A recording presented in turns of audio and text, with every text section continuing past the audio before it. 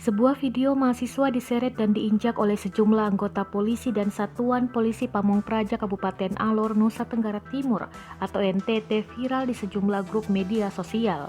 Dalam video yang berdurasi 2 menit 29 detik itu, seorang mahasiswa yang sedang ikut aksi unjuk rasa di halaman kantor Bupati Alor diseret oleh anggota polisi dan diinjak oleh seorang anggota Satuan Polisi Pamong Praja. Beberapa mahasiswa yang membela rekannya yang diseret dan diinjak ikut ditangkap polisi dan dinaikkan ke kendaraan patroli milik polisi.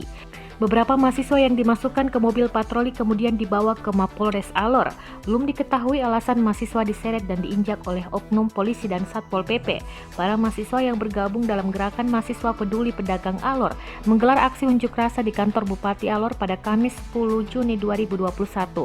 Mahasiswa menolak kebijakan pemerintah yang merelokasi 753 pedagang pasar Kadelang ke pasar Libak Kalabahi.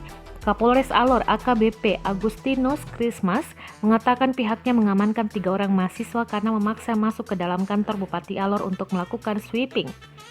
Menurut Agustinus, mahasiswa memaksa sweeping karena mahasiswa menginginkan bupati yang menerima dan mendengar aspirasi mereka. Hal itu dilakukan untuk menetralisasi keadaan sehingga penyampaian aspirasi tersebut dapat tersampaikan dengan baik. Pihaknya hanya menjaga agar jangan sampai aksi tersebut sengaja dibuat menjadi kacau atau membenturkan dengan kepolisian yang mengamankan aksi.